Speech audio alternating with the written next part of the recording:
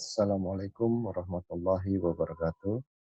Perkenalkan, nama saya Rahayu Budi Pahara. Di sini saya akan menjelaskan terkait proyek yang sedang saya lakukan menggunakan uji pada MATLAB. Ya, mari kita buka slide-nya. Saya akan share screen. Ya, di sini ada judulnya Optimization of the Query Function Welding Parameter Using Fuzzy Logic and Computer Vision. Jadi di sini Fuzzy Logic-nya berfungsi sebagai menentukan parameter yang optimal. Kemudian dengan computer vision-nya di sini pada MATLAB ini ya combine dengan Mas Adi Saifuddin yang telah dilakukan oleh Mas Adi Saifuddin itu mendetek cacat pengelasan.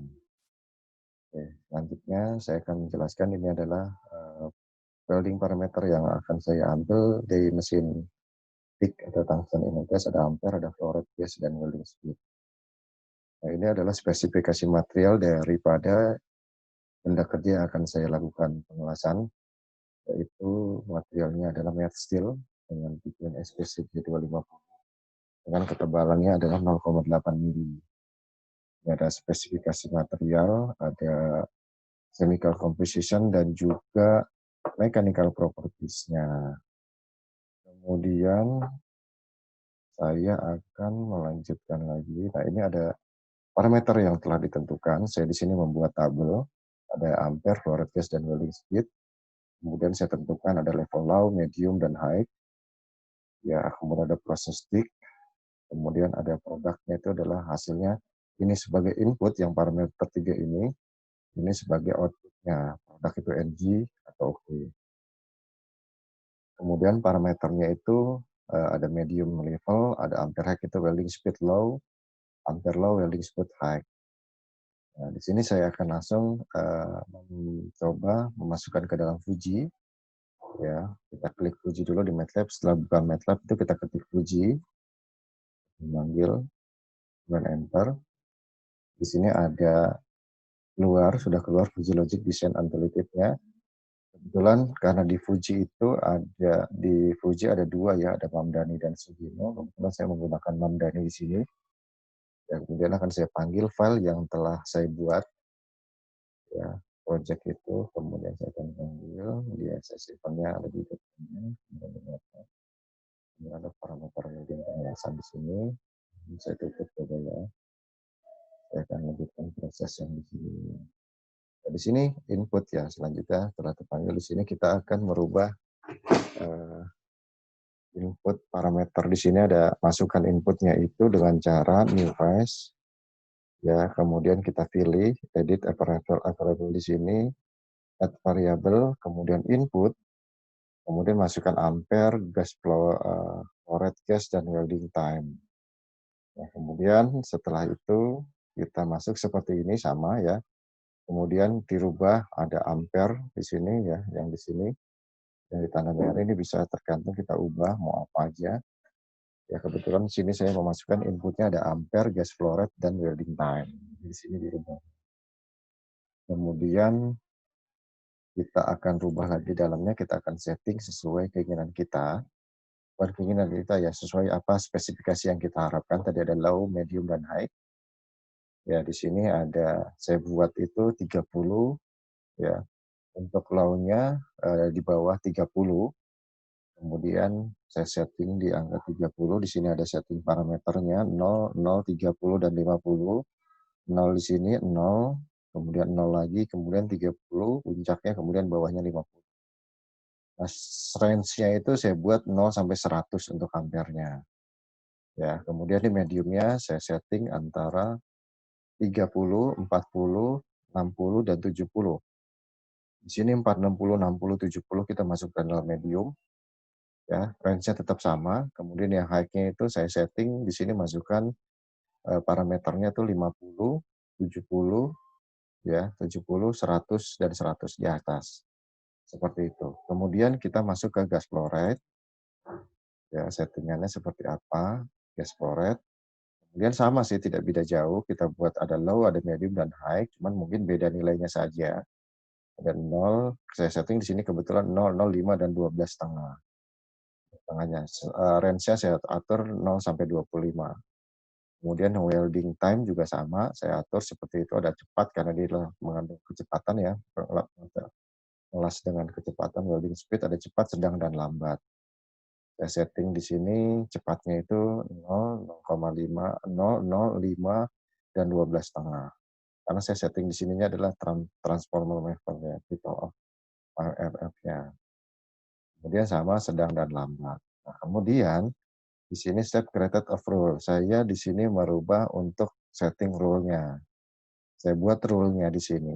Ya, rule di sini itu kan tadi saya ada ampere itu low, medium, high, kemudian yang gas power ada low, medium, high, welding speed ada cepat, sedang, dan lambat. Nah, di sini saya buat itu yang pertama adalah low, low, dan cepat. Kelas dengan ampere yang sangat rendah, gasnya juga rendah, welding charge-nya kecepat, kemudian hasilnya NG. Nah, di sini kita bisa setting lagi, kita buat rule low, ya, dari sini kita bisa low, kemudian ngelasnya adalah sedang. Kita buat sedang. Di sini hasilnya tetap NG. Nah, ini pengalaman dan juga bisa kita lihat dari data-data yang ada. Nah, dari 3 parameter ampere, 3 parameter gas flow rate, 3 parameter dari welding time, ini keluarannya adalah saya 2, ada NG dan oke untuk hasilnya ada 27 rule. Yang saya buat di sini ada 27 rule. Ya, kemudian dari rule itu kita masuk ke view rules. Ya, seperti ini tampilan untuk view rules-nya, mungkin sebentar ya.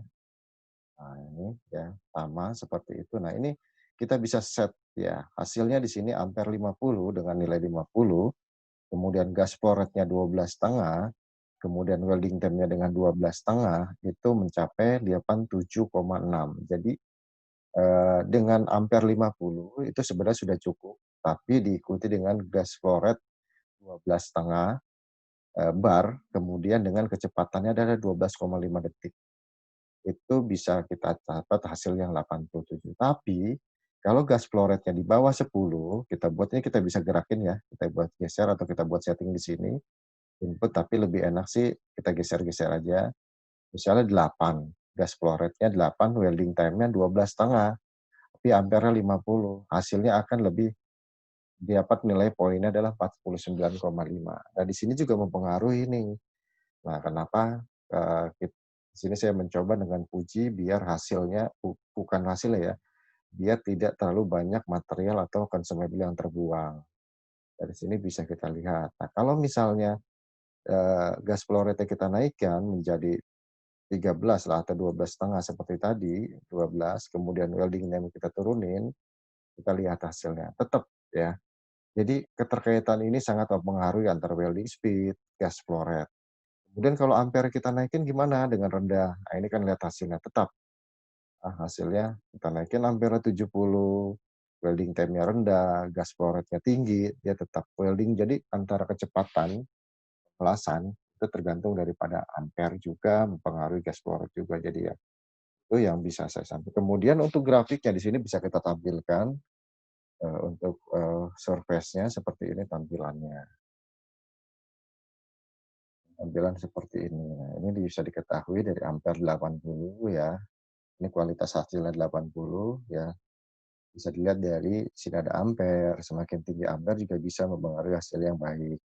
Tapi diikuti dengan gas flow rate yang cukup, yang medium ke atas, kemudian dengan ampere, gas flow rate, dan kecepatan juga. Seperti itu. Ya, lanjut saya akan menjelaskan terkait gabungan antara dari yang apa buat saya buat di PG ini untuk project selanjutnya, yaitu penggabungan dengan Fuzzy Logic dan Computer Vision with MATLAB. Nah, di sini dari hasil yang tadi, ya dari hasil yang saya buat project di Fuji tadi untuk menentukan parameter, itu saya buat ke dalam benda kerjanya langsung setelah saya dapatkan temu ampere-nya. Nah, di sini pertama ya, saya keluarkan dulu ya. Oke, nah di sini eh, saya ada tiga ya, merupakan apa namanya, ada 3 foto yang saya harus masukkan di sini. terkait produk yang saya buat tadi ya. Tadi produk tadi saya buat tadi itu ada 3. Ya, jadi foto yang diambil ini yang pertama adalah foto keseluruhan hasil pengelasan, dan tolong diperhatikan pada saat pengambilan foto ini, itu tergantung dari cahayanya juga ya, faktor cahaya jangan terlalu gelap juga, jangan terlalu terang juga, karena, terlalu sensitif untuk dimasukkan ke dalam, MATLAB.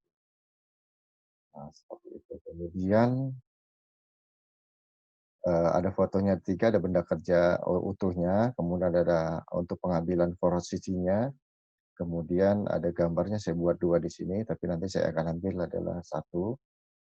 Nah, ini ada skrip ya, skripnya ini kita buka dulu di, MATLAB-nya, kita buka dari sama kan yang sudah saya buat ya tadi ya. Itu skripnya ada masukin di satu folder template ya gini, dari setelah itu kemudian saya akan coba open. Nah, ini skripnya seperti ini, ya sudah, sesuai, kita masukkan skrip. Nah, skripnya ditulis ya, kemudian, eee, di sini setelah masukkan skrip, kita masukkan tadi dokumen data. Datanya seperti apa, bukan dokumen data tadi, foto tadi ya, foto tadi dengan file yang di posisinya, nama filenya itu harus sama dengan yang kita masukkan dengan yang kita akan masukkan. Jadi harus sesuai. Kebetulan filenya tadi saya sudah buat itu, bentar ya, saya cek dulu filenya,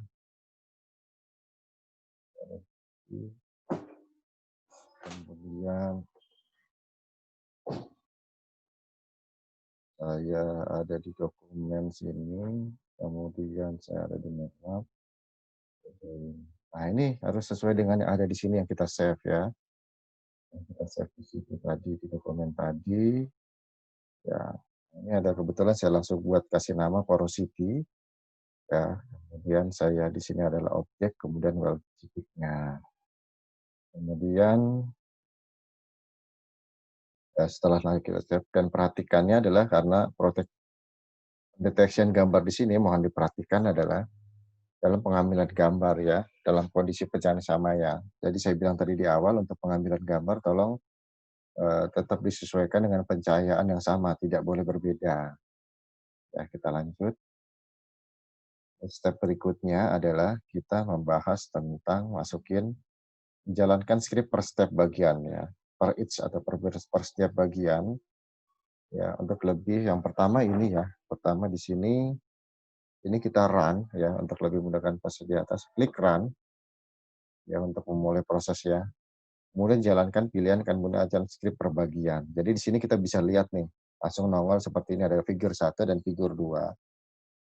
Ya kemudian, yang ini, yang di kotak merah ini, yang saya lingkarin besar ini, kotak seperti ini itu adalah, crate ya atau bagian dibuat untuk mendeteksi fitur gambar yang cacat.